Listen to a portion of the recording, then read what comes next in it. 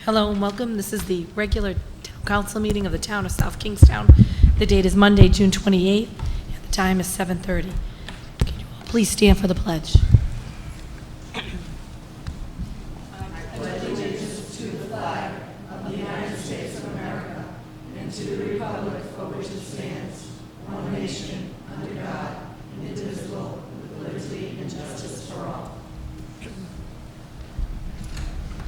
Dale, may we have the roll call? Here. Here. Councilwoman McAtee? Here. Councilman O'Neill? Here. Councilwoman Whaley? Here. All members present. And I don't know if I definitely said it, that was Monday, June 28th, 2010. Let's get that on the record. Next, we have the approval of the minutes of the previous meetings. Do I have a motion? I move approval of the work session for June 14th. Second. Moved and seconded. Any further discussion? Hearing none, all those in favor, please say aye. Aye. Opposed? Motion passes unanimously. And for the next, is there a motion? I move approval of the regular session minutes for June 14th, 2010. Second. Moved and seconded. Any further discussion? Hearing none, all those in favor, please say aye. Aye. Opposed? Motion passes unanimously. Next is the consent agenda. Is there anything that anybody would like to remove? Seeing none, then I move approval of this evening's consent agenda. Second. Moved and seconded. Did that woman say something? I'm sorry, did you say something? There's a public, it comes, if you follow the itinerary, it comes on page 4, comments from interested citizens. Those are from minutes from our previous meetings. Consent agenda, oh, we're on consent agenda now. All right, it's been moved and seconded. Any further discussion? Hearing none, all those in favor, please say aye. Aye. Aye. Opposed? Motion passes unanimously. Next is licenses.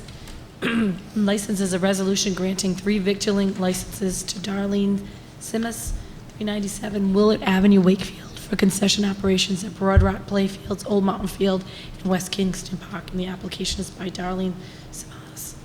Sorry. And this is a new, is she here to speak on this? Please come forward to the mic.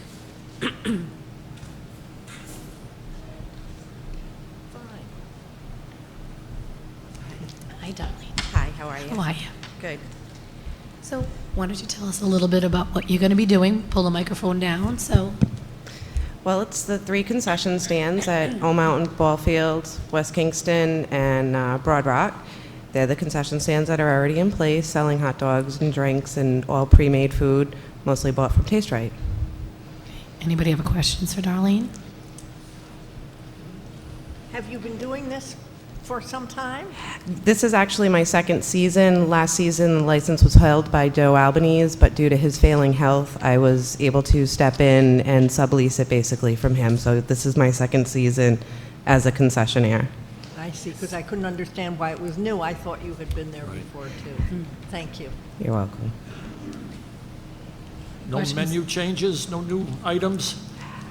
There are a few new items, like we've continued with the popcorn chicken and meatball grinders and things like that. Sounds good. Well, you do a great job. Thank you. Yes, she does. My daughter will attest. We all will. All Thank the you years very at the much. ballpark. Sometimes that's dinner. All right, do I have a motion? I move approval of License A. Second.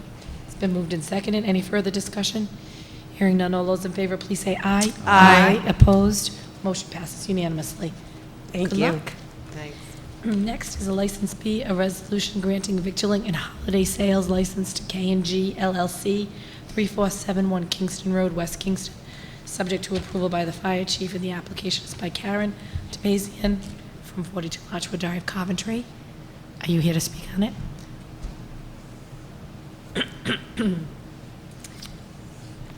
Hi, Karen? Are you Karen? Corinne. Oh, Corinne, I'm sorry. Corinne, why don't you tell us a little bit about what you're planning on doing? It's a gas station with a little convenience store. Okay.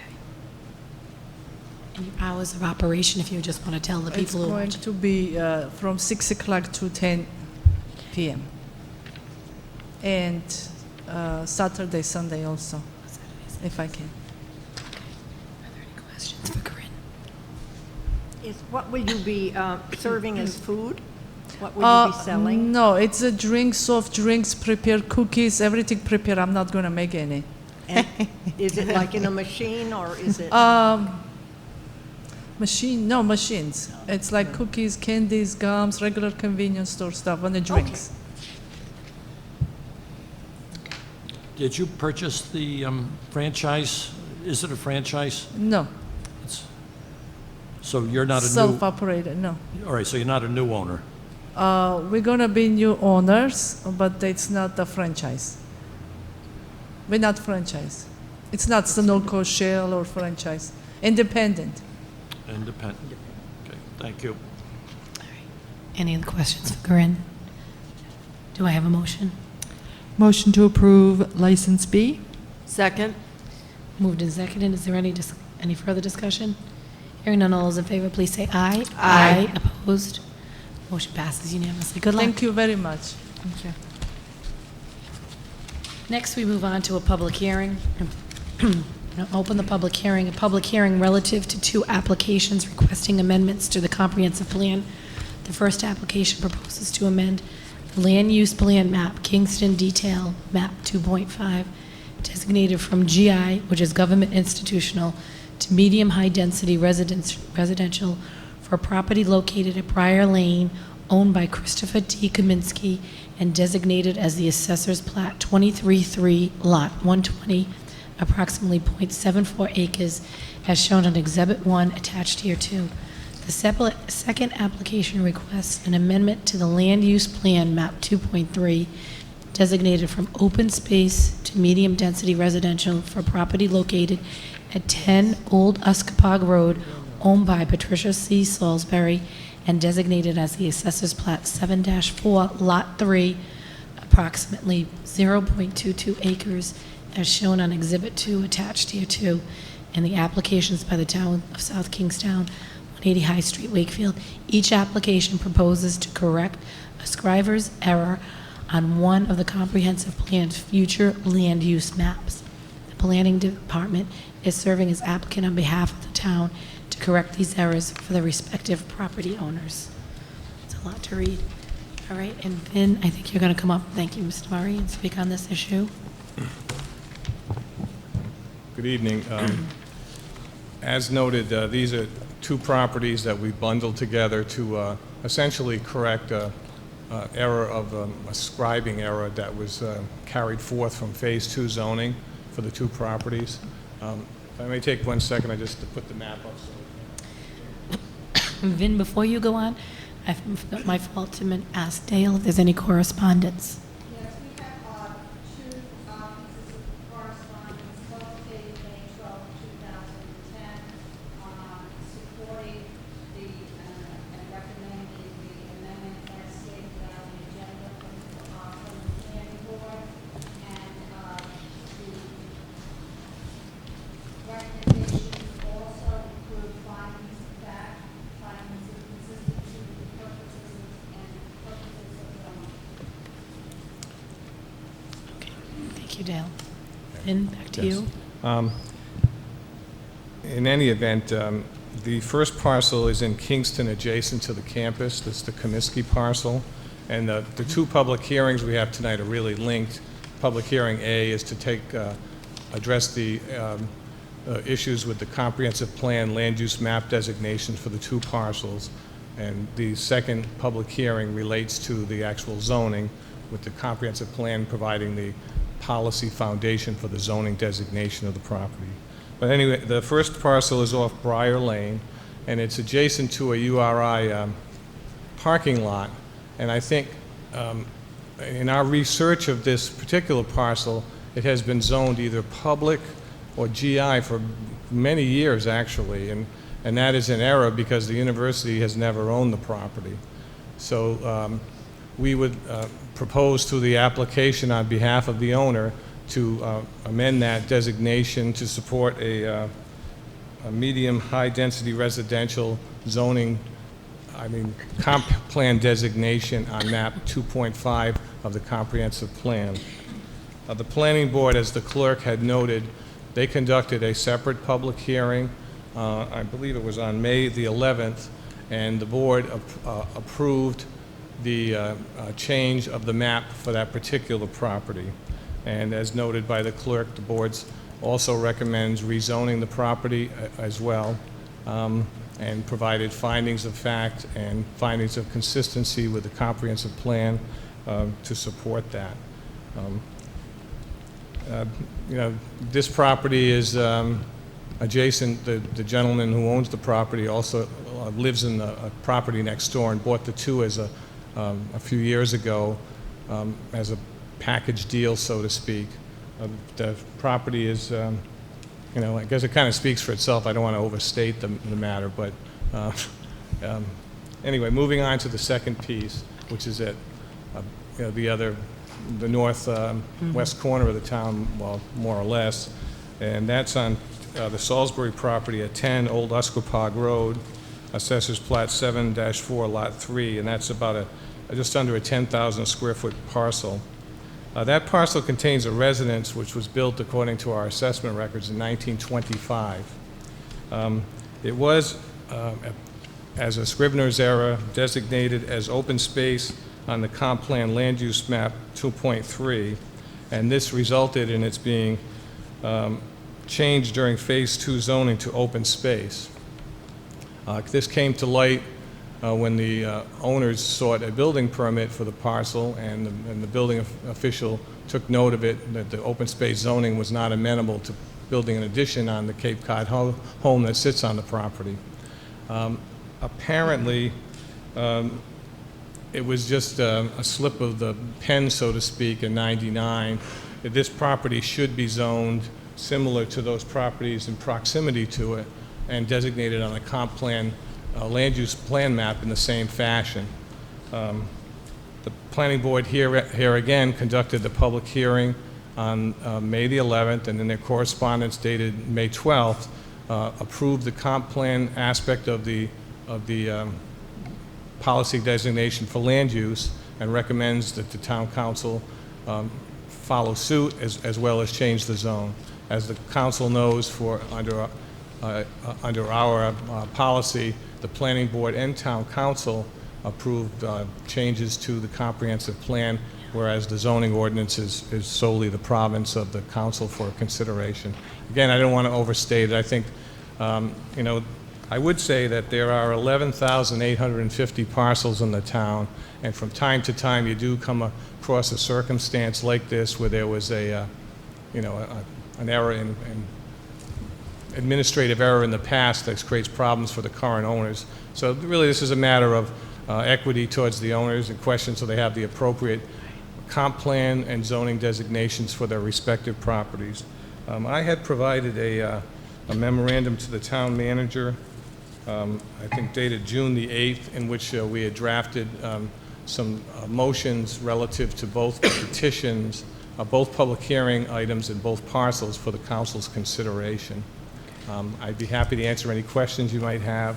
We have had some inquiries from folks in either in Kingston or Usquepaug, and when, you know, and we explained the circumstances, and people seem to understand clearly that this was not really a change of circumstance, but having the appropriate regulatory language associated with these two parcels. Okay. Are there any questions for Vin? Holly? Vin, was the house always there on the open space, on quote, open space? Well, I believe it's been there since 1925, 25, you which is said, well yeah. in advance of the town even having zoning, so, you know, that's really grandfathered, Purely I a suppose. mistake of... Yeah, it's a very small parcel of land for that setting. It's part of that little village setting near the Glen Rock Reservoir, so, but, Thank you. Carol? Yeah, Vin, as to the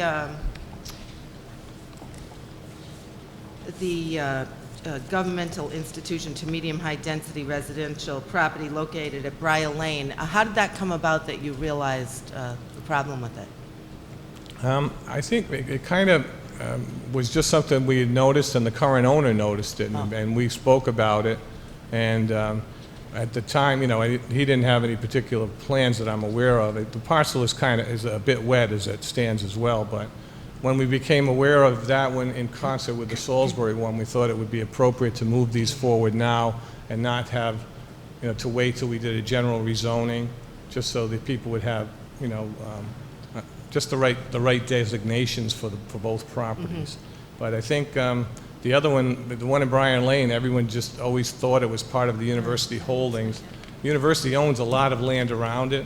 In fact, on two sides, the university owns property, or they're in the process of trading for the piece that hits the lot perpendicular out to Old North Road. But, it's, Kingston. It is, you've got some interspersed parcels that the university doesn't own, but a lot that they do. So. Right, and it's a little confusing up there. Jim, was that your hand up?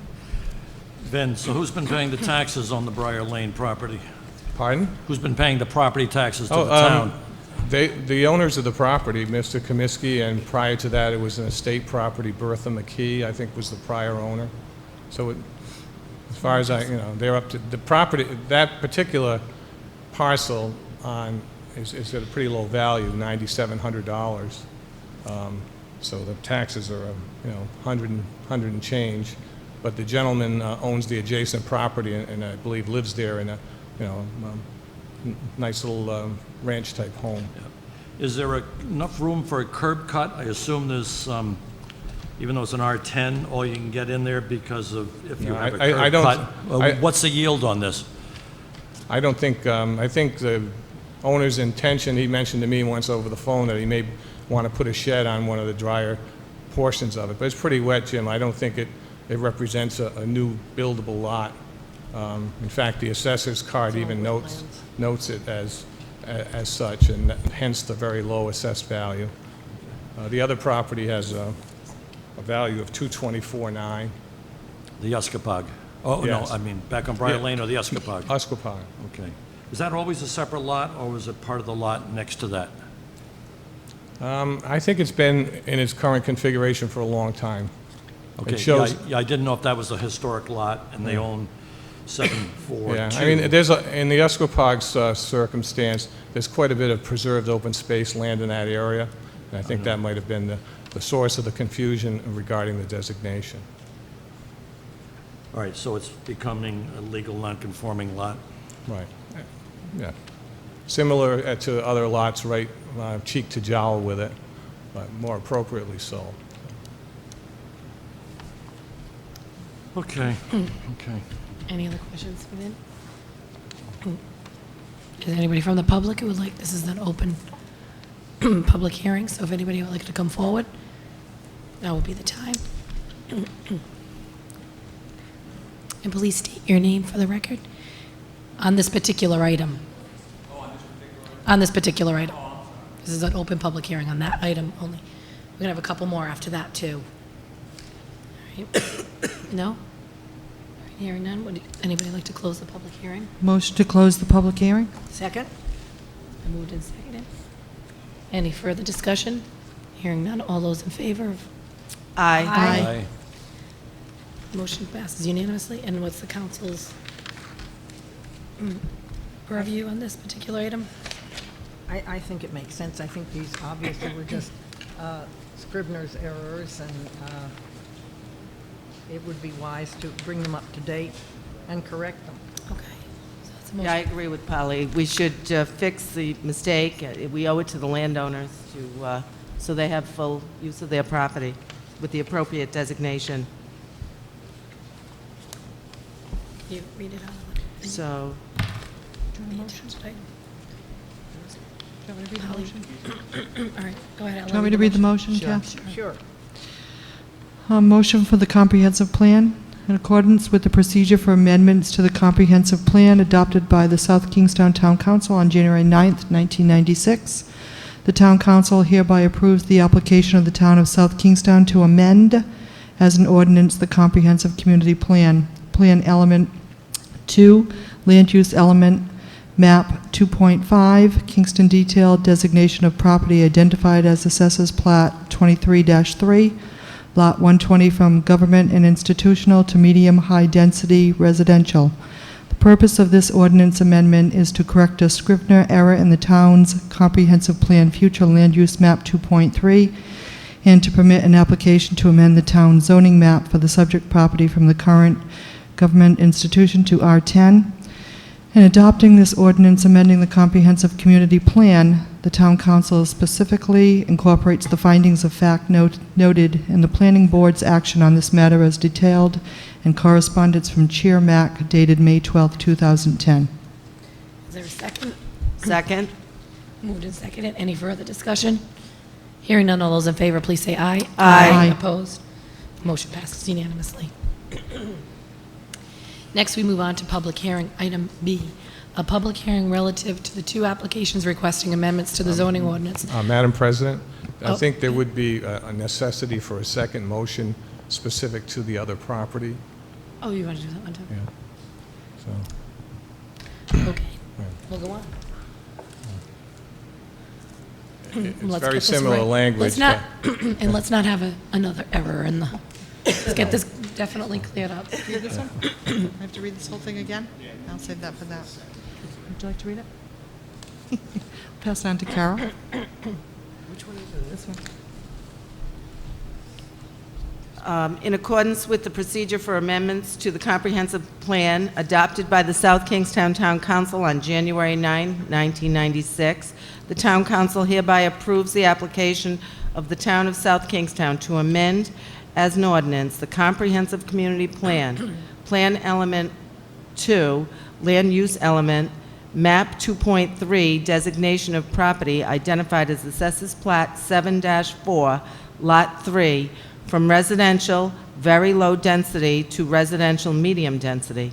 The purpose of this ordinance amendment is to correct a Scrivener error in the town's comprehensive plan, future land use map 2.3, and to permit an application to amend the town's zoning map for the subject property from the current OS to R-40. In adopting this ordinance amending the comprehensive community plan, the town council specifically incorporates the finding of fact noted in the planning board's action on this matter as detailed in correspondence from Chair Mack dated May 12, 2010. Is there a second? Second? Moved and seconded. Any further discussion? Hearing none on that, all those in favor, please say aye. Aye. Opposed? Motion passes unanimously. We are done with that public hearing item. Next, we move on to B, a public hearing relative to the application, two applications requesting amendments to the zoning ordinance. The first application seeks to change the zoning designation from GI, Government Institutional, to R10 for property located at Briar Lane, owned by Christopher Kaminsky, and designated as the unassessed plat 23-3, lot 120, approximately 0.74 acres, as shown on exhibit attached here too.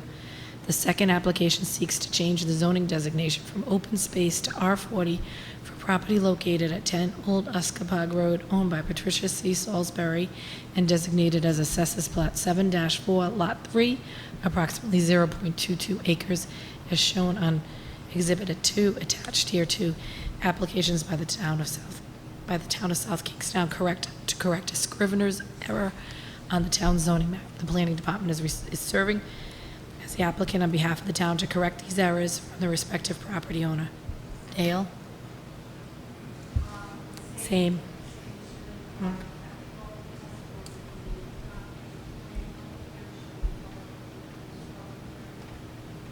Okay. Okay, thank you, Dale. Hi, Good Vin. evening again.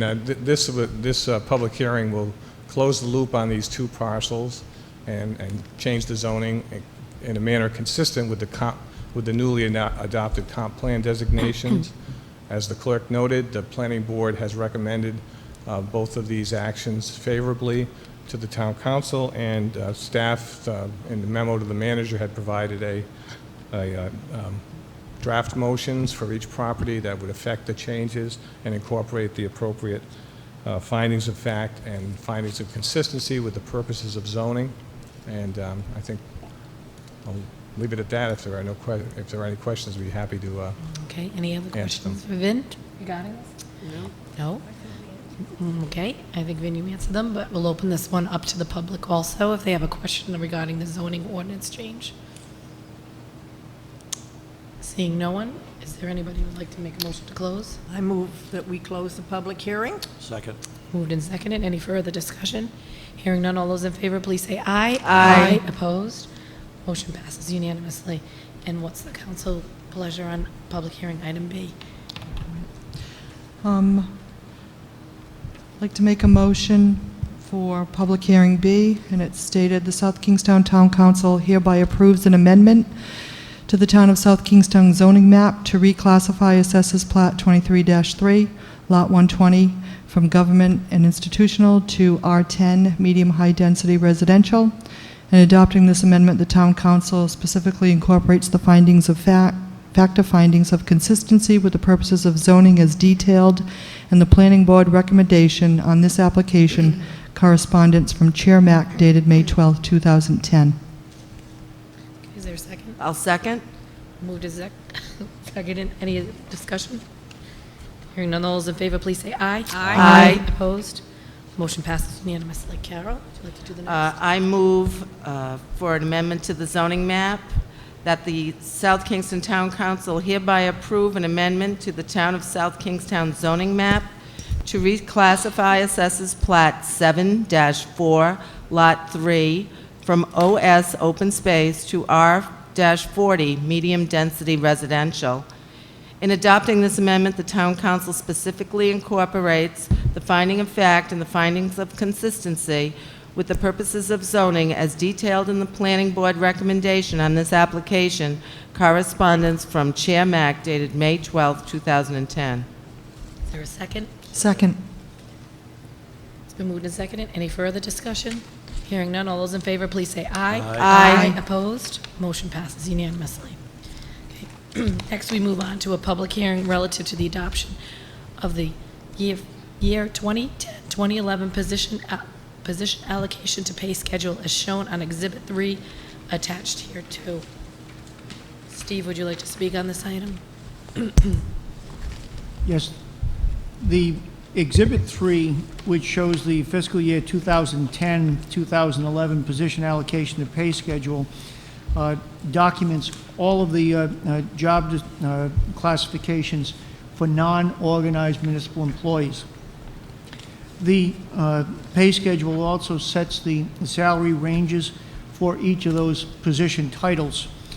The proposed pay plan presented this evening documents a 2.25% increase over the current year pay schedule. It's important to remember that during the existing year, the 2009-2010 year, there was a zero salary increase provided for all non-organized employees. I'd also point out that the same held true with each of the other contractual employees that we have with the 4 bargaining units, 3 of which have completed contracts with zero in the 9-10 year. So this is the first increase over a 2-year period for the non-organized workforce. I'd also note that salary increases provided on our union contracts also reflects the same 2.25% increase for both the IBPO, which is the police department, the IAFF, which is for the EMS or Emergency Medical Services Department, or the Council 94 ASFAMI, which is for predominantly our public works and police dispatchers. All of those are 2.25. The NEA contract, the employees within that bargaining unit have gone with no salary increase as well. However, there is no contract in place, and the contract that's currently under negotiation will go back in effect to July 1st of 2009. Co-shares for the non-organized workforce, employees hired prior to August 1st of 2002 will pay 10% of premium. Employees hired subsequent to August 1st of 2002 will be assessed a co-share of 15%. We are projecting on the non-organized workforce to increase the co-shares in the 11-12 and 12-13 years to bring the effective value to 15% for those employees hired prior to 2002 and 20% for those hired subsequent to. I'll answer any questions that the council or the public may have on the schedule. I'd also note that the salaries that are listed within the pay schedule are in accord with the budget document that was adopted by the council for the 2010-2011 fiscal year. Okay, any questions regarding this item for Steve on the council? No, we talked about this in the work session. Okay, it is a public hearing, so this is open up to the public. If anybody has any questions or comments, they can please come forward regarding this item. Hi, I'm Steve Corley, West Kingston. Just wanted to say I really appreciate that the town did a good job of holding the budget relatively neutral, but just want to say about when I hear about pay raises and all that kind of stuff, I haven't had one in 3 years, and currently my hours are 24 hours a week, so you know that's reality for a lot of people, and I just want people to remember that. Thank you. Thank you. Any other comments? Carol? Steve, as far as the health benefit co-share, that's an increase in what the employees will be paying compared to what they're paying now? They're currently paying 10%. What we're trying to do is to have the unions catch up with what the non-organized were already paying. And there's also a notation here about emergency room copay. That's also going to increase for the employee's going to have to pay. That's correct. What we're $75 as opposed to the $50 for an emergency visit. It's at 50 visit. now. It'll go to 75 as of July 1st. So I know it's what was just stated by Steve that it's an increase in some ways. There's also a decrease on the health benefit side for the employees, so they do spend more on that side. So I understand where you're coming from, though. All right. Any other comments? No? Do I have a motion to close the public hearing then? I move we close the public hearing. Second? Moved and seconded. Any further discussion? Hearing none, all those in favor, please say aye. Aye. Opposed? Motion passes unanimously. And what would the council like to do with the public hearing item? I think this is good too. I think we've kept the salaries. No, I think we've kept the salaries in as we would like to give more, obviously, but I think that 2.25 is a good increase, and I think we're wise to keep it within that. So that's your motion? Jim? Yes, Steve, that contract has one more year to run, so there's another 2.25 next year, is that correct? That's correct. On the 3 contracts, they would go through the 11-12 year at 2.25 in the second of the 3 years, or the third of the 3-year contract. Yes, so that was my motion. Yeah. I move approval of public hearing C to increase the. Polly, just speak into the microphone clear. I move approval of public hearing 3. C. The position allocation to pay schedule as shown on Exhibit 3 attached to the agenda this evening. Okay, Second? moved and seconded. And Jim, did you have another question? I thought I was going to. No, Holly was way ahead of me on this one, but I just wanted to concur what Carol said and Steve Corley just said out there. We're hoping that revenue numbers stay intact for next year. Personally, I'm quite worried that the state's not going to see the $100 million they're hoping for from the federal government, and I don't know how they're going to parcel that out. So I think this contract may be subject to possible renegotiation. I'm quite worried nationally and locally where our budgets are going. But Steve is right. The real world out there is less across the board, less salary, less health care, more health care cost, and that's what's happening out there. Okay, any other discussion? Nope. Hearing none. All those in favor, please say aye. Aye. Opposed? Motion passes unanimously. There's nothing on communications, there were consent agenda. Next is the comments from interested citizens section. So if you have any comments, now is the time to come forward. And state your name for the record, please. My name is Susan Considine. I live on 815 Broad Rock Road, and I'm a little concerned because my neighbors are getting these letters saying that our septic systems are going to be inspected, and if they're found to be faulty, we have to get upgraded. My question is, how are we going to pay for these upgrades? Do you people loan us the money? That's my concern. Well, I could probably hand this off to you. A lot of people get those every year. We do really try to keep all the septic systems up to date. Actually, I just got a letter, and actually my street just did that this past Friday. We all got together. You got a better rate, doing it that way. So if your neighborhood got it or your street, I would ask you maybe to join with your neighbors. But there is some money that is involved that the town can give to some people who have issues, that they have septic systems that fail. We do kind of have a bit of a criteria because we want to make sure that people can pay it back. There's some money that was part of, and I could hand this off to Steve. If you want, Steve, it's 2% usually is what goes with this. I know my brother-in-law had to do this in Narragansett and got part of it and got that 2%. I'm not worried. I'm not worried about the percentage because somebody's telling me it's going to cost me $30,000. I don't mind. I'll pay 5%. I don't care, but I can't come up with $30,000. Okay, Steve, do you want So to? I'm very, very worried. What's going to happen? I don't know what's going to happen. I mean, I'm up to here. I'm a single mom with 3 children, trying to keep my head above water, pay my taxes, pay my insurance, and now people are telling me I have to get a $30,000 septic system. I mean, I haven't had it inspected yet. I probably do need it because it's an old house. So I've never had a problem. I've been there 7 years, but my luck, I'll probably need one. Oh, don't curse yourself. You might not. I don't mind. I don't mind getting a new one, but I don't know where I'm going to get the money. Kathy, before Steve answers, did she receive a letter?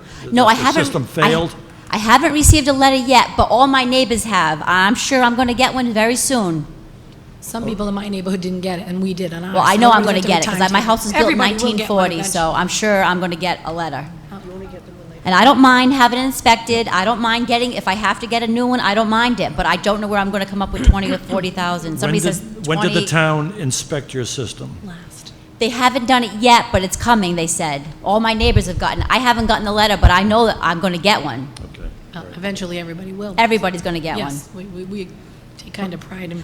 My concern is how, I don't mind paying the money, I'll, sign a loan, but I know my bank's not going to give me any more money because I'm already living off my home equity line. So I know Washington Trust doesn't want to see me knocking on the door. I hope you pass. We won't let it happen. Steve, why don't you explain that more in depth? Let me try to provide a little bit of background so that we all understand what you're asking, what the town's requiring, and what your responsibilities are. First, the town established in 2001 a septic system management district. And what that did is it said that every septic system in the town of South Kingstown would have to be inspected over a multi-year term. The ordinance set up 7 different scheduled areas. The higher priority areas were the ones closest to the water, and we've worked our way back.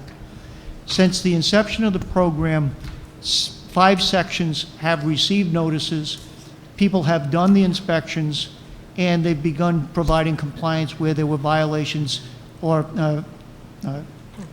ill-operating septic systems. Were those, excuse me, were those other districts, were they connected to a septic?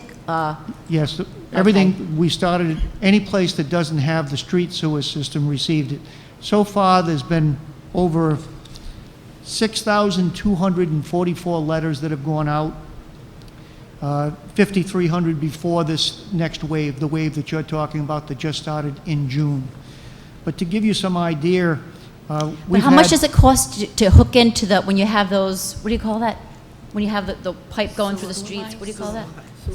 You're talking about your septic? Sewers, yeah. It doesn't cost $20,000 to hook up to a sewer, does it? Sure it does. It does? It does. Yeah, some of the connections to the sewers, the most recent ones were $24,000 apiece. But let's not jump to the conclusion as to what it's going to cost you. If you have an older home, you're required by the ordinance to have an inspection completed. Once the inspection is completed, they'll determine, 1, do you have a cesspool? I Or have a 2, cesspool. do you have a septic system? If it's a cesspool, from the time that it's inspected, you'll be required to replace that cesspool within a 5-year period. If it's a septic system and it may be that there's modifications that are necessary, it may not be an entire replacement. That's why the inspection is necessary. So what we've suggested to people is that they have the inspection and that they have the pump out done at that time. Well, I just That had it way- pumped out 2 months ago, so. Well, if you did it 2 months ago, then you won't need a pump out, but you will Right. need to have I an don't- inspection done. Right, I don't mind having them come back. Once they determine from the inspection what type of system you have, then if it's a cesspool, it will have to be replaced within 5 years. That's what the ordinance requires. If it's defects within the septic system, then those will need to be corrected within a certain period of time, depending on the nature of the violation. Whether it's a public health and safety issue, could require an expedited response on it. There is loan money available. The town has a septic system loan program which provides up to $25,000 in loans, 2% fixed rate interest, Wow, that's good. provided that the ratio of debt payments per month is less than 45% of disposable income. So we have to look at that. But we can provide for somebody who is looking to repair a septic system or to replace a septic system, participation in that program based on eligibility, financial eligibility, at 2% for the $25,000 maximum, 10-year repayment schedule. That program's in place. Many people have taken advantage of that program, and in fact, we promote people to use that. But I also want to make it clear that the number of failed systems is less than 2% on septic systems that we've seen on some of the previous, and the number of cesspools are minimal as well. You may have a cesspool. If you do, it'll be required to be replaced within the 5 years, or if you sold the property, it would have to be sold within 90 days of the property being sold. That's Now, the who do I requirements see? of the Who program. do I see when it comes time, when they come and inspect and tell me what I have to do? Whoop. Do I come and see you? Who do I come and see? You can always come see me. Yeah. Well, when are you going to fix up Pepe's property at 843 Broad Rock Road? That's very, very bad to the whole, there's rats over there and everything, and it's really a bad eyesore, and it's devaluing the whole area. Okay, let's We stay all on- work hard on our properties in that area. Okay, we need to stay on one subject at a Okay, time. okay.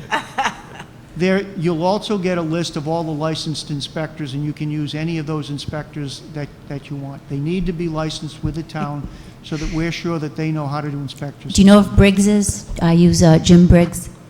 I'm sure that he's on the list. Okay, thank you. All right. And if you have any questions, the letter that you get will have a telephone number on it for you to give the coordinator a call, and he will be able to address your questions. Once the inspection's done, he'll be able to also walk you through what you need to do. Well, while we're on the subject, and I got the microphone, I feel like I'm a celebrity. We all work hard around I live at 815 Broad Rock, and all my neighbors, we all cut our grass, we paint our house, we work hard to keep our neighborhood nice. And that one house has been like that for years. I've been there almost 7 years. The roof is collapsing. There's rats running around. It's really very, very, my brother comes from Cumberland. He said Cumberland would never allow that. That's breaking every zoning, every ordinance in the book, as Okay. far as not inhabited, all the roofing, it's very, very scary. Okay, what was the address again? 843, and I even called you 2 years ago, and I spoke to you. I called you and I spoke to you personally. I don't know how I've forgotten you. I don't. I'm a mouth. I have a big mouth. I can't Actually, help it. I I can't help I it. But do I remember- I do mean remember well. the- I mean well. I don't want to. But that house is devaluing the whole area of Broad Rock. I'm I mean, we familiar- all. I'm familiar with that house. Yeah, we all are so fed up with it. I mean, it's just an eyesore, and it's violating all the building codes, and it needs to be knocked down. All right, we'll take a look at that and Thank you. start the action. Thank you. Now, if she got pumped out 2 months ago and she's on a septic, they would have said if she was failing or not. I mean, usually they tell you. I mean, that's a money-making operation for most of these guys. So if you were pumped out 2 months ago and it's not, if it's successful, that's a different story. I have it done every 2 years, so I've never had a problem, but I don't mind having it, upgraded if it, because it'll make my house. But usually they tell you. I mean, like neighbors Right. I know have pumped out and they've been totally failing. Right, yeah, he didn't say anything. He didn't just pump So it out. So I said, was anything a problem? He says, no, it was 270 gallons or whatever it was, which was like normal for the 2-year period, so. But I was just curious about where the money's going to come from because I'm really, really strapped. I'm trying to work as hard as I can to pay all my taxes and my insurance and, just trying to do the right thing. And it seems like every time I just get ahead and then somebody tells me it's going to cost me $40,000, I'm like, oh.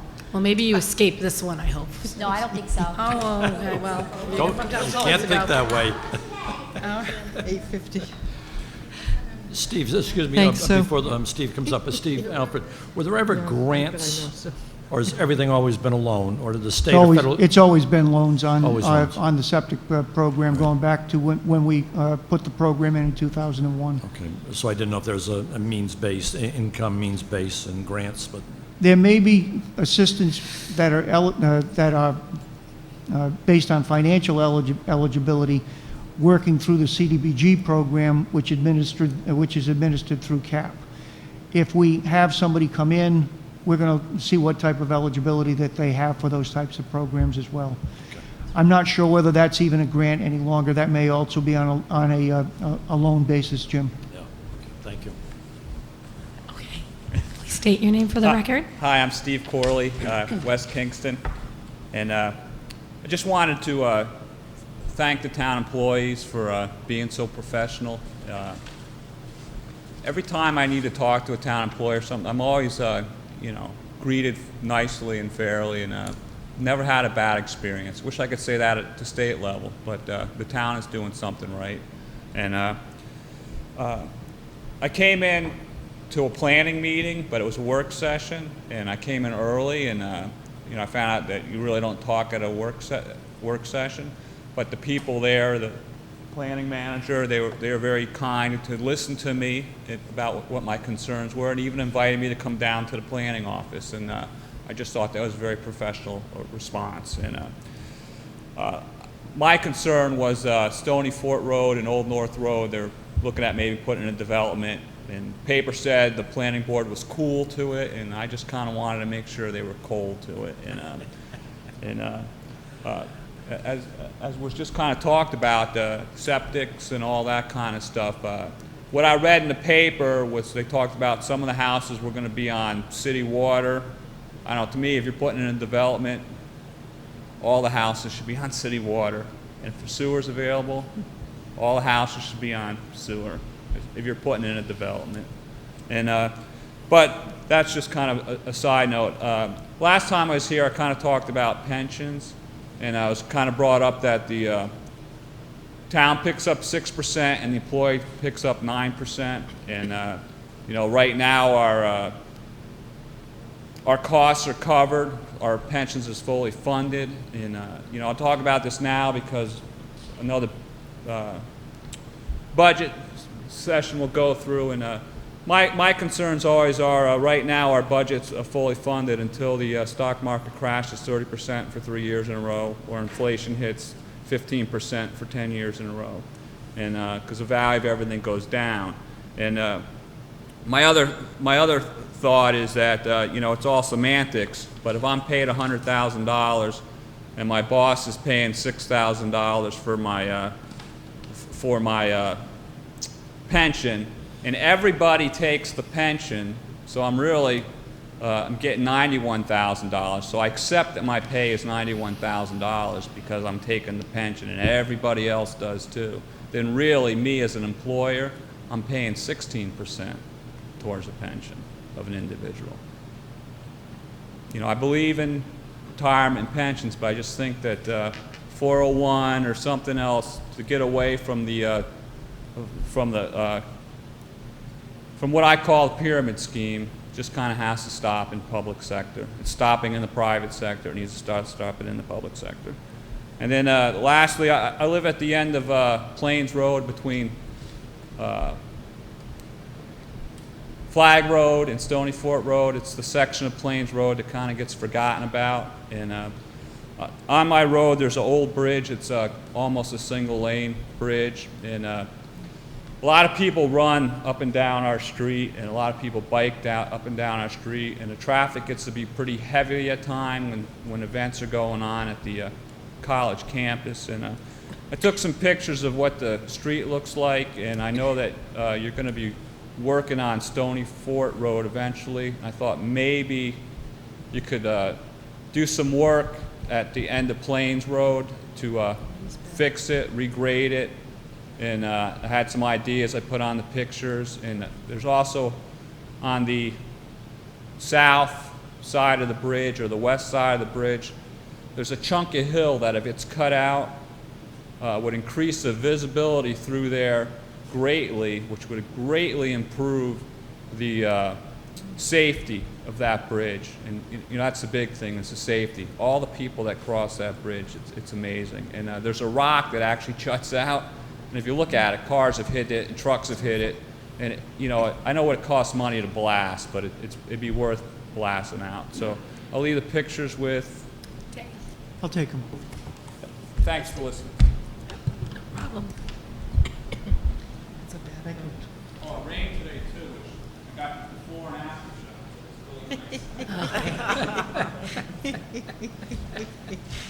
shot. Anytime. Kathy, just one question before the next speaker. Vin Murray, is public comments still available on that development proposal on Old North Road and Stony Fort Road? Field something, whatever the name of it is. Fieldstone Farm. It's only been to the planning board on a pre-application basis, so there will be public hearings forthcoming, presuming they file a formal application. They have yet to do so. Okay. So they've gone to a technical review committee and the planning board for an initial, like a pre-app review. So that's all. So there'd be more to come, and it will be properly noticed, and we'd be very pleased to get comments from the neighbors in vicinity, the university community, and any other interested party. So, thank you. Thank you, Ben. Please state your name for the record. Jonathan Daly LaBelle. Little less hair than the last time I was here, but still the same guy. Can I ask a question about the septic coordinator? I don't know if that's the person's title, but is that a service that's shared between a number of communities? No, it's a position that's shared with the wastewater department. I have the pre-treatment coordinator now who does the job as the septic program as well. Okay. Is it, had it been in the past or no? It had been a separate position, and what we did is we were able to have the pre-treatment coordinator give up some of his hours that were necessary at the wastewater treatment plant, because a lot of the industrial users are gone from the system. So I'm able to have that with one position rather than two. Okay, thank you. I actually just wanted to talk about the funding formula for a second, or a minute, I should say, not to exceed 5. The news reports that I read found that the impact of the funding formula in South Kingstown ended up being about half of what initially was feared. I think that the numbers that I had heard was like we were concerned about losing $468,000. I think it ended up being it's more in the ballpark of $260,000, $270,000 or so. So I think that's a step in the right direction. Some of our representatives and legislators did have made public comment that they really feel that the community members' advocacy, to not have such a drastic reduction in funding, really did have an impact. And I know there's a lot of community members out there that did put in a lot of time, a lot of phone calls, a lot of emails that really seemed to get our local legislators' attention. And they kind of, to an extent, they stepped up to the plate. I know we still have a lot of funding issues that are going to be coming down the pike.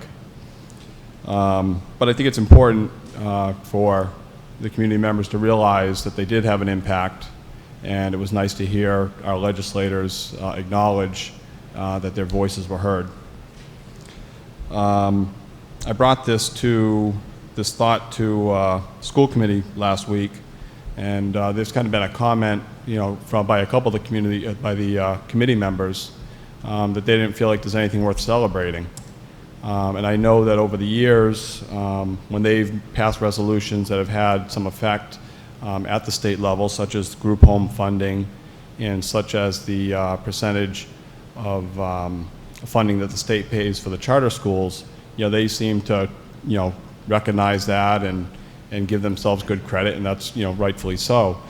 But when I brought it forward to them last week, there didn't seem to be, any recognition that there was some advocacy that paid off. The comment was specifically made that there was nothing worth celebrating.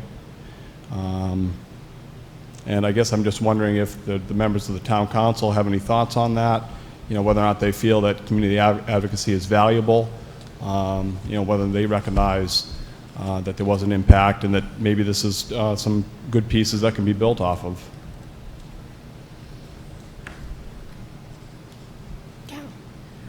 Well, I just want to say, Jonathan, of course, the community members had a huge impact, and I think we all appreciate that. I mean, I think it had a lot to do with the outcome. Obviously, school committee and town council has to weigh a lot of different issues in making a decision, but ultimately the people, have a lot to say, and it was quite an organized effort. And like you said, the money did come through from the legislature. I mean, we lost a little less than we expected, and so I think people are commended for all their involvement. I think it's always good to be involved. And, you got to celebrate things these days. Right. There's a lot of things that are going wrong with the world, and every once in a while we have to step back and, be happy about what might have gone right, even if it can only be temporary or if it's permanent, however long the fix is. But I think it's commendable that people got involved. Thank you, yeah. Polly. Thank you, Kathy. Jonathan, we always like advocacy of any sort. It does a lot for our thinking to have people come and talk at town council, to call us up, to email us. We like to know what people are thinking out there, and you should know that. We've, I hope, always treated you with that dignity. Now, may I ask you a question? I guess so, sure. Are you going to shave your head again? I'll have to think of what the next accomplishment would be. At least since self-air conditioning on a day like this. It was a hot day when I shaved it. It did feel cool. I think Carol's right. I think we've learned, whether it be the Wakefield School or the education funding formula, you just can't, there's no substitute for public participation, none. And we just rent these seats up here for a couple of years, the school committee members for 4 years. And we're supposed to be answering to the folks out there, listening hopefully on television and or in the audience. It's when we stray from that, we get into a lot of trouble. I don't think we're through with the Education Funding Formula Act yet. The state may have to make some further decisions over the next few years. If the revenue numbers are a lot less, how do we divide the education budget coming from the state? It may be some further cuts, very possible. Also, too, with the population decreases, there could be some communities more impacted than others. But again, the public participation is what it's all about. And as you know, I wish we'd have a lot more people out here in the audience, both advocates, people like Steve that talked about just how difficult the salary benefit world out there is for the private sector right now. We need to hear these things. Sometimes when we don't hear from our constituents, we might think otherwise, and that's a terrible road to travel because we work for you.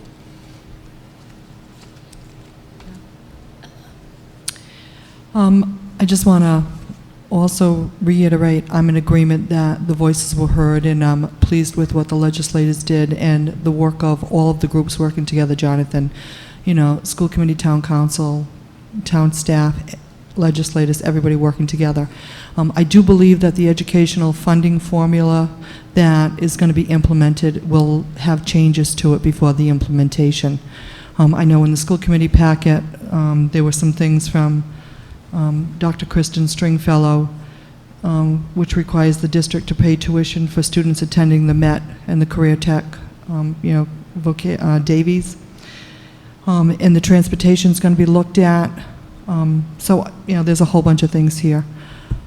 I truly believe that there will be changes before it gets implemented. And our voices need to stay strong so that South Kingston, again, will not lose as much as is anticipated. So. Well, since everybody spoke, it's like campaign season's in full gear. I want to thank the legislators for passing it or pushing it off 1 year. And it's always good to have people involved. Can you hear me, Jonathan? Yes, yep. Always good to have people involved and speak. That's what we're here for. We listen to people every time. Like Susan coming up tonight about her septic issues. Loud and clearly, Susan. Good job. Yeah. Yes, I do. I can't speak loudly and clearly. Sorry. So I want to thank the legislators for pushing it off for 1 year. But this is still a $287,000 cut. This is nothing to celebrate. And that's times 10. So every year, you're going to have $287,000 at a minimum, maybe. Probably more, because we still have a gaping hole in the Rhode Island's budget. That hasn't gone away. So there might be money that's promised until it's in hand. I think we're going to see more money not coming to the town of South Kingstown. That's nothing to celebrate in my book. I'm just being very much a realist and a person who has to keep their eyes open to what the future brings. So you say $287,000.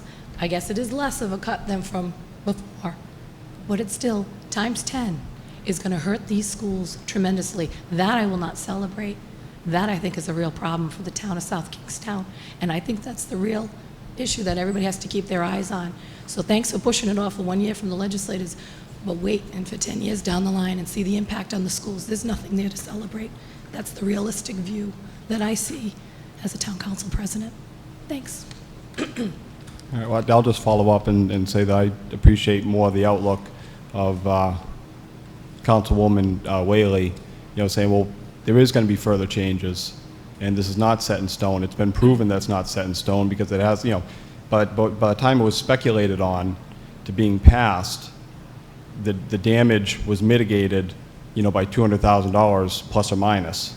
And so now you're identifying that our administrators are working incredibly hard, and our legislators have acknowledged that as well, and they're identifying other pieces that are very likely to mitigate that damage further. So, I like what Councilwoman Hagan-McEntee said too, that sometimes there are pieces that are worth celebrating, and this is tough. And I get the, I get the doom and gloom. I hear the doom and gloom.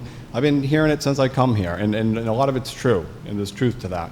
But I think sometimes there are victories, and I think sometimes they are worth celebrating.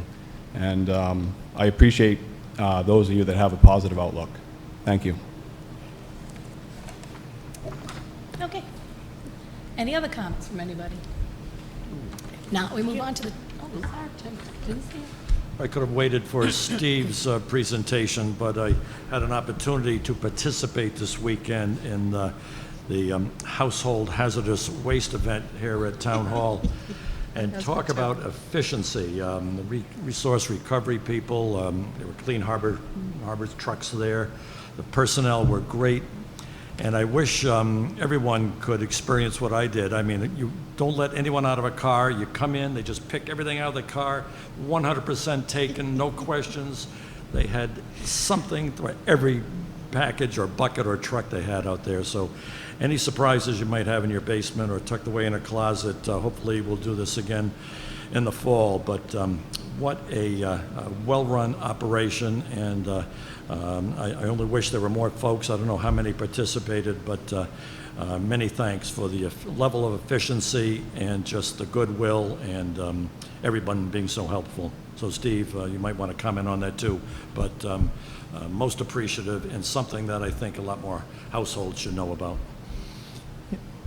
Yeah, State Resource Recovery does an excellent job. We complement them with the utility workers to provide direction and to do some of the logistics coordination. But the state really has the program down with the contractor as far as the different materials.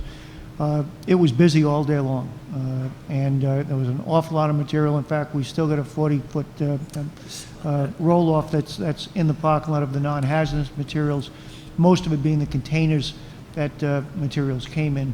So yes, that's been a successful program. I think that's the fourth one that we've held with the state, and certainly look forward to additional ones in the future. And it's not limited to just South Kingstown. I mean, we had residents from Narragansett as well as Charlestown that were coming in, and just as our residents have used the same programs that have been operated in their communities. So, yes, I was going to give a shout out as far as the program and the success that it enjoys. I think it gets bigger each time we have it. Yeah. Well, just a loud thank you to them for, you know, great attitude and incredible efficiency. I mean, no one had to wait more than 20, 30 seconds, and they just ran you right through there. And I mean, some people came up with pickup trucks that were full, and they were out of there in 30 seconds. Incredible efficiency. The Clean Harbors did an excellent job. There's a number of items that are still on the agenda. Unless there's specific questions, I'll yield to the solicitor at this time. Mike? Unless there are questions, I won't. Okay. Any questions? No? No? Hearing none, we move on to appointments, but I think we did all those in the past meetings, so I think we're all set on appointments now. And next, we move on to new business items. New business item D is a resolution authorizing an award of bid for miscellaneous road building materials to the following bidders at a unit price bid, and is further described in memorandum from the Public Service Director to the Town Manager dated June 16, 2010, titled Bid Recommendation, Road Building Materials, as presented in the agenda. The items that are listed under this resolution are for various road building materials that the town will use over the course of the next fiscal year. The vendors are listed based on best price. They're also listed as far as for, some of it is for pickup or for delivery. We're awarding the contracts on both bases. Depending on where the work's going to occur in the town, it may be cost efficient for us to pick it up. Based on where it's located in town, it may be more efficient to have them deliver. So these are the different road building materials that we would be using over the course of the year. I'd recommend the council approve as presented. Any motion, please? I move approval of new business item D. Second. Moved and seconded. Any further discussion? Hearing none, all those in favor, please say aye. Aye. Opposed? Motion passes unanimously. Next is E, a resolution adopting all enterprise and special revenue funds as presented in the 2010-2011 final town council budget approved May 3rd, 2010, in accordance with the South Kingstown Town Code, Chapter 6, Finance Article 1, in general, Section 6-1, Financial Management and Procedures. Said funds are identified as the following: the wastewater enterprise, 2, the wastewater enterprise fund, 3, the solid waste enterprise fund, 4, the senior service program special revenue fund, 5, the Peacedale office building special revenue fund, and 6, the neighborhood guild special revenue fund. The finance director will be responsible for the proper budget administration of all enterprise and special revenue funds. Financial statements and said funds shall be paid in accordance with general accepted accounting principles. Steve? These 6 funds that are listed in this resolution are presented within the overall budget that was adopted by the council for the fiscal 10-11 year.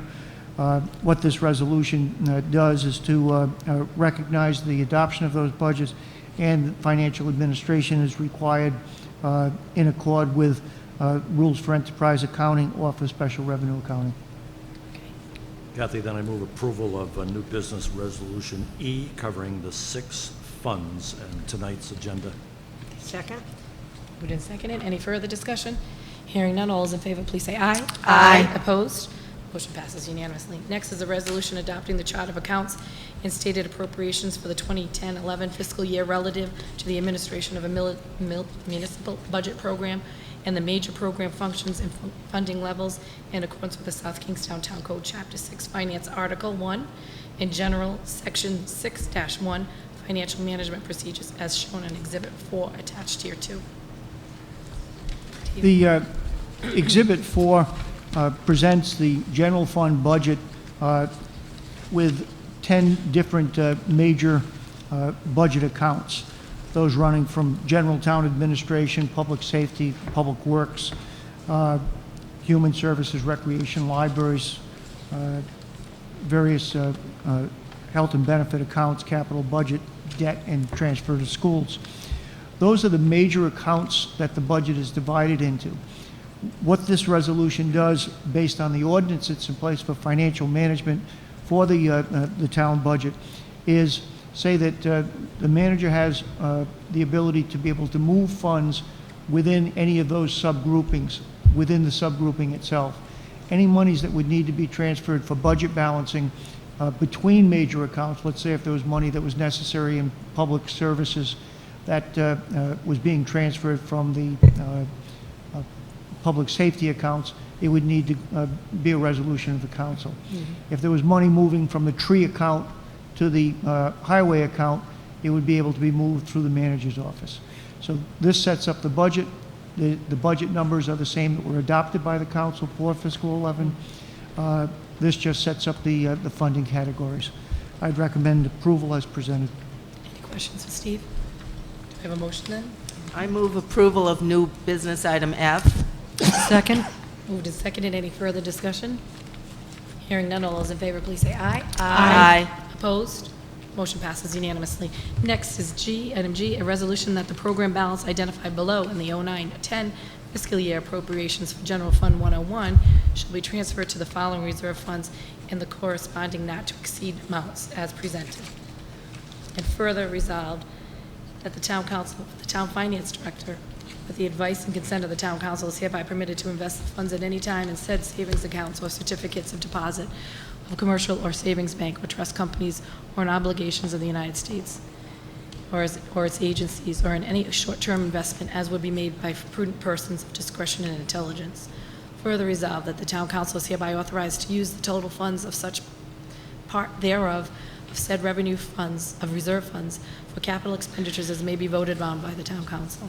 Further resolved that the said sums appropriated to the reserve funds shall not revert to the general fund at the end of the budget year, but shall remain in the said reserve fund to be used as herein provided any budget period until otherwise voted. This resolution may look familiar to the council. It's one of the resolutions or similar resolutions that are passed with the adoption of the budget.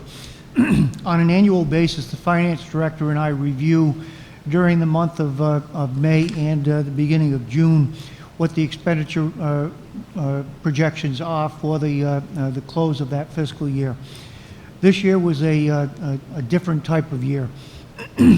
In December of last year, with the governor's recommendation to remove the last two payments of the motor vehicle tax reimbursement to the town, we had to plan for a loss of potential loss of $1.1 million in revenue that had been budgeted for transfer in the state budget. We at that time directed municipal departments to make reductions in their operating programs of approximately 5%. The overall reductions that were instituted in December in advance of the loss of, or forecasted loss of the state revenue amounted to $1,085,000. A portion of that was in debt service that was not going to be incurred because we had delayed a school debt project. Some of that was in capital improvements. The operating departments were probably approximately $600,000. So once the state budget proposal was released by the governor, it then went to the General Assembly and sat. There was no changes made in the third quarter. Payment was made to the town. Then the General Assembly agreed to provide a portion of the fourth quarter payment, in essence, the town ended up losing about $123,000 from what had been promised by the state, rather than the $1.1 million that had been anticipated if the third and the fourth quarter payment had been made. We did not allow the departments, once the money was reinstated into from the state revenues, to spend the dollars that had been recouped in advance of the loss of the state aid. At this time, we're forecasting an expenditure under expenditure of $1,137,000. What we're recommending to the council tonight, as we have in prior years, is to take a portion of what would be surplus dollars and go back to undesignated fund balance and have those dollars transferred to special revenue funds for projects that have been identified in the capital improvement program or that are mandated by the state or that are dealing with programs that have unanticipated expenditures. Let me run through those. We're recommending a transfer of up to $235,000 for the property revaluation reserve fund. As the council is aware, the next revaluation will occur for the December 31, 2012. We have at this point set aside money through the capital improvement program on an annual basis in anticipation of meeting what that cost would be. The projected cost of the reval is about $750,000. We have approximately $530,000 set aside. This $235,000 will put us at about balance with what we expect that cost to be. This will alleviate the need for appropriating additional dollars in future years in the capital budget for that revaluation program. The dollars that are being proposed for transfer to that special reserve fund are from the operational underspending that has occurred based on the cutback of that 5%. We're also recommending $250,000 from the Public Works or the Highway Department's budget be transferred to the Public Works Improvement Fund. This is to pay for the $250,000 improvement, which is under construction now, and the council had authorized on May 3rd, for the repaving of that portion of Moonstone Beach Road that was destroyed during the winter conditions that we experienced in January and February. The third is a transfer of $30,000 to the Town Hall Improvement Account. Town Hall Improvement Account has about $134,000. We appropriate money through the capital budget on an annual basis for being able to do the necessary repairs and improvements, whether it's heating systems, roofs, those types of items. We're recommending that $30,000 that was available within the Town Hall operating account be transferred to this account. Also, again, to minimize what the needs will be for future capital project transfers to this reserve account. The fourth is a recommendation to transfer $85,000 out of the capital budget to the Capital Equipment Reserve Fund. One of the holdbacks that we did in December was to prevent the Recreation Department from the acquisition of 3 pieces of equipment that were budgeted for replacement in the 9-10 year. This includes a tractor, a mower, and a small dump.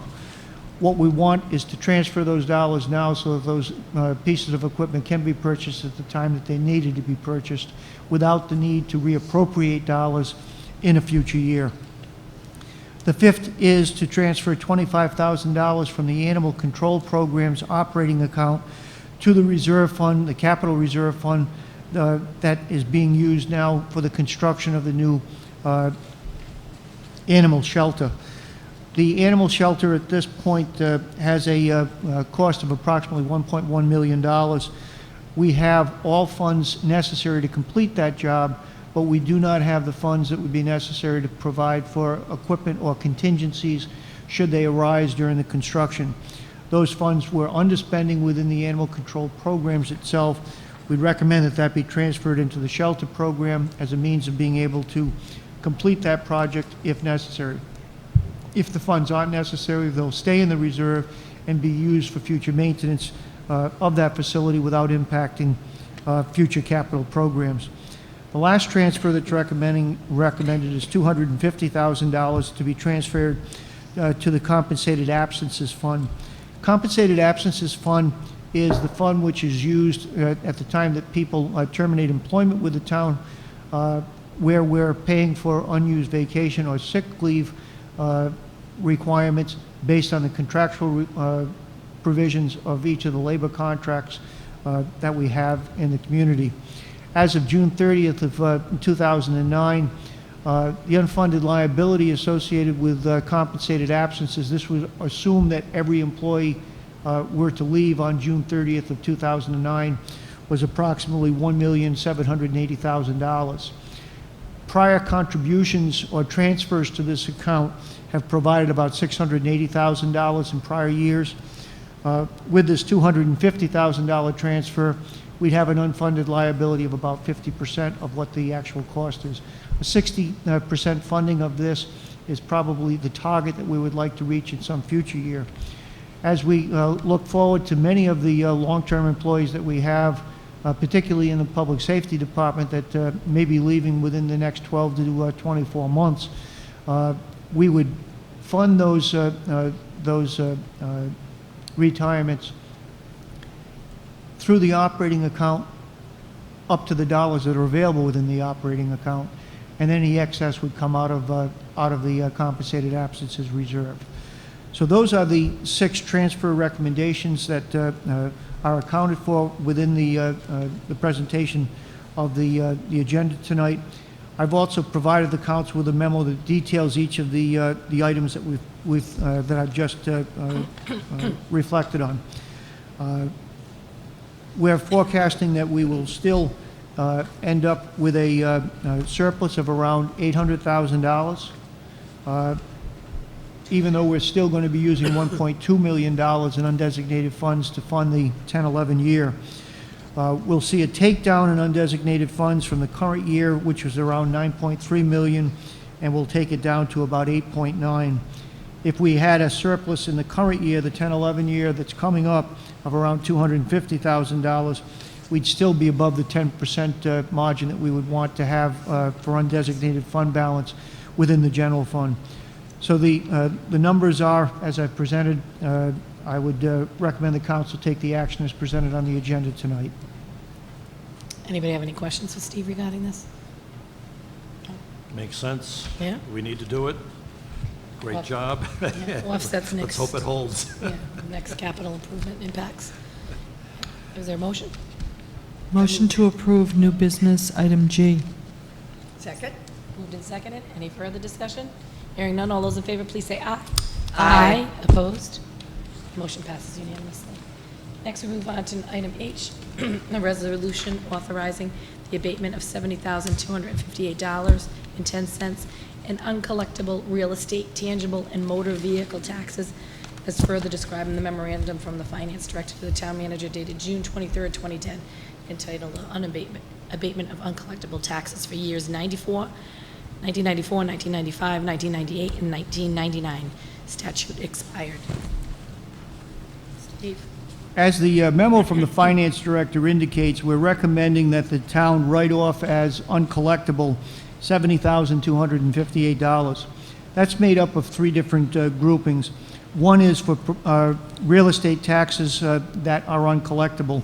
In 94 and 95, there was tax bills that were sent out to an association, a homeowners association, that has no assets.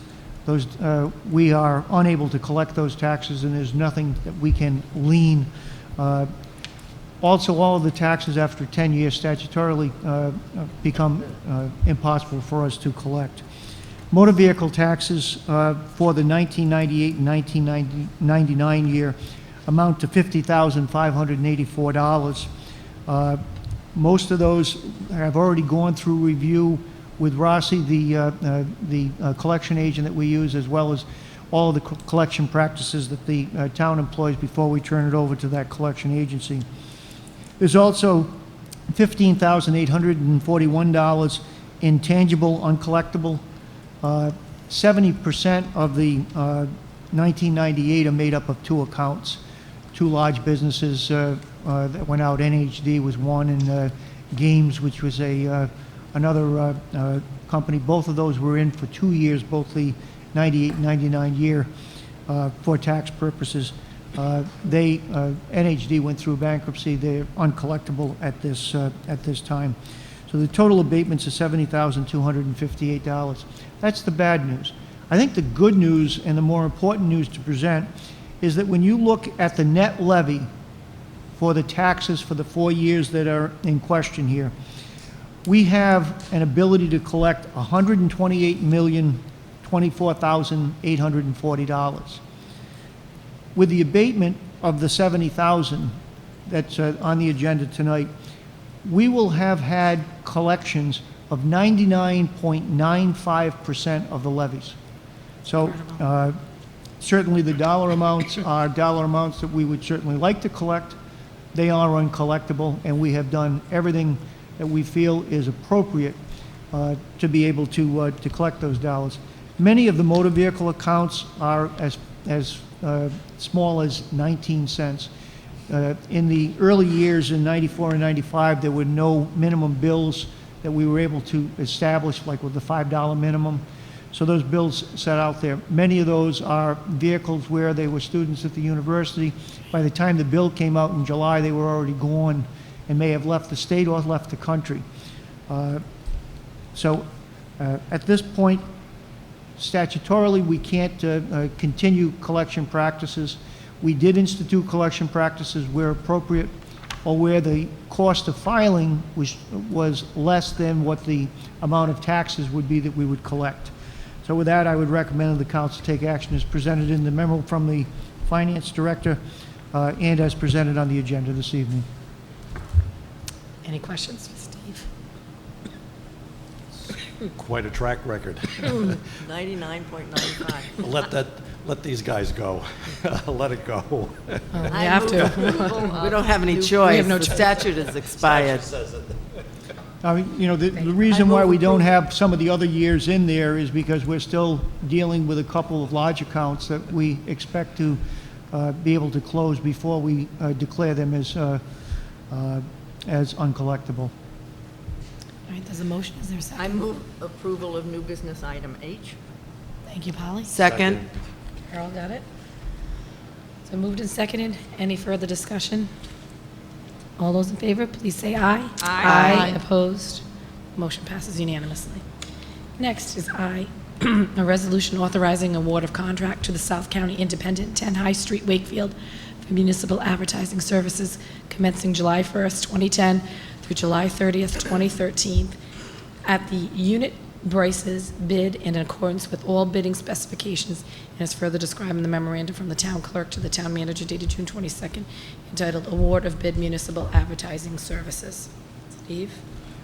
As noted in the town clerk's memorandum, we went out to bid on April 13th for municipal advertising services. We received 2 bids, one from South County Independent and the second from the Narragansett Times. The major item that we use are legal ads. The legal ads price per column inch was presented at 95 cents with the South County Independent and at 99 cents with the Narragansett Times. We also looked at prices associated with with classifieds. The Times price on the classified was at 75 cents versus $5 with the South County Independent. We do very little classified ads. The only classified ads that we've done over the past 3 years would be associated with employment opportunities. There's no reason for us to continue to do it as a classified. We could do those all as block ads or legal ads within the front section of the paper. We also looked at what the cost would be for broadsheet papers or newspaper inserts. The town's budget has always been presented as an insert to the paper of record, principally because we went to a financial town meeting where we needed several hundred copies, and we provided an insert in the newspaper, plus we received an extra 500 copies that to the clerk's office. There's no need to do that. We can do the entire budget without using broadsheet and an insert, but rather doing it through the black ad format. So when we look at it, we believe that that in terms of cost, the independent's cost will provide better service to the town in terms of the economics. We also reviewed the circulation of the two newspapers, and what we found is that the penetration into the South Kingstown zip code or for deliveries to South Kingstown addresses, that the Independent at this time holds an advantage of approximately 1,144 papers. That's not to say that that's an absolute number, but it's based on the certified circulation that was filed with the bids by both of the companies. Based principally on those reasons, we've recommended to the council that the award be made for a 3-year term to the South County Independent to be designated as the town's paper of record. We certainly mean no disrespect to the Narragansett Times. They've served us well for many years over the past. It's a question of economics, and it's a question of access and penetration into the South Kingstown market. And for those reasons, we'd ask the council to consider the award as presented in the memorandum. Okay, any questions for Steve? No, it is definitely a big change. Last time we awarded it, I remember you saying it's like dealing with two stepchildren that you have, you don't know, you want to favor them both, but it's not anything personal, it's the economy of it, and the prices are there, so. Okay, do I have a motion? I move approval of new business item I. Is there a second? Second. Moved and seconded. Any further discussion? All those in favor, please say aye. Aye. Any opposed? Motion passes unanimously. Next, we're going to bundle some of these chemical bids. J, K, and L. A resolution authorizing award of bid to JCI Jones Incorporated, 40 Railroad Avenue, Merrimack, New Hampshire, for sodium biphosphate at a unit bid price of $1.33 per gallon for the fiscal year 2010-2011. K is a resolution authorizing an award of bid to Borden and Remington Corp. P.O. Box 2573, Fall River, Mass. for sodium hypochlorite at a unit price bid of 0.6089 per gallon for the fiscal year 2010-2011.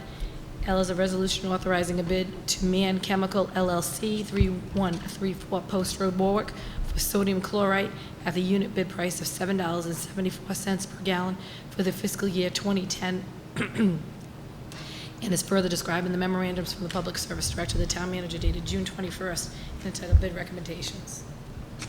Sodium chlorite, sodium phosphate, sodium bisulfate, and sodium hichloride. Chloride. Easy to say with a sore throat. Steve? I would recommend the award as presented in each of the memorandums. I would say that most of the prices, if not all of those, are substantially less than what they were in the current year. So the annual bidding is an important component to ensure that the best prices are available to the town. So I'd recommend an award on each of those contracts that you have just listed. Is there a motion on JKL? I move approval then, new business items J, K, and L on tonight's agenda. And M? Second? Moved and seconded. Any further discussion? Hearing none, all those in favor, please say aye. Aye. Opposed? Motion passes unanimously. M is a resolution authorizing an award of bid to Premier Laboratory, 61 Louisa Vines Drive, Dayville, Connecticut, for analytical laboratory testing services in a total amount not to exceed $12,500, including contingency, and is further described in the memorandum from the Public Service Director to the Town Manager dated June 21st, 2010, entitled Bid Recommendation, Analytical Laboratory Testing Services. Steve? As noted in the memorandum, we've gone out to bid twice on bridge projects for Silver Lake Bridge. We did not close either of those bidding documents out. You know what, Premier Laboratory, I didn't include it with the, I put all this. I think we were going to do J, K, L, and M. I We've didn't do worked L. with Premier before, they're fine. Okay. Motion. My fault, I didn't add it with all the chlorites. Is there a motion? Motion to approve new business item M. Second? Moved and seconded. Any discussion? All those in favor, please say aye. Aye. Moving on to N. And moving on to N, let me read that for you, Steve. A resolution rejecting all bids received April 27th, 2007 and June 13th, 2008 for the Silver Lake Avenue Bridge Rehab Project. It is further described in the memorandum from the Public Service Director to the Town Manager dated June 22nd entitled Silver Lake Avenue Bridge Rehab Bid Recommendation. We've Bid got three different bid specs that have been out. We're recommending rejection of two of them, and the next item will be to award the contract. Okay, questions, motion? Oh, I move Would you like a approval motion? of New business item N. Second. Moved and seconded. Any further discussion? Hearing none, all those in favor, please say Aye. aye. Aye. Motion passes unanimously. Next, we have a resolution authorizing a bid to Etna Bridge Company, 30 Lockbridge Road, Pawtucket, Rhode Island, for the Silver Lake Avenue Bridge Rehab Project in the amount not to exceed $511,667, and including a contingency, and is further described in the memorandum from the Public Service Director to the Town Manager dated June 22nd, entitled the Silver Lake Bridge Rehab. Bid. Steve? The recommendation is to award to Etna Bridge the low bid on this project. The scope of the work for this bridge will include the repair of the concrete abutments and the piers, the pier anti-scouring fortification, replacement of the concrete deck on the bridge, repairing steel beams and spot repairs on those steel beams, as well as the repainting where the spots have been affected. The town received 3 bids from Etna, Lynch, and Carty. The recommendation is for the low bid. I do want to note that we also provided for bid alternates, and we've reviewed what the prices that were recommended on those bid alternates. One of those included a railing alternative with, as well as a replacement of the railings. We did not believe that either of those two options were economically viable or really, from an engineering perspective, necessary based on the travel on that bridge. So we've recommended just the award on the base bid.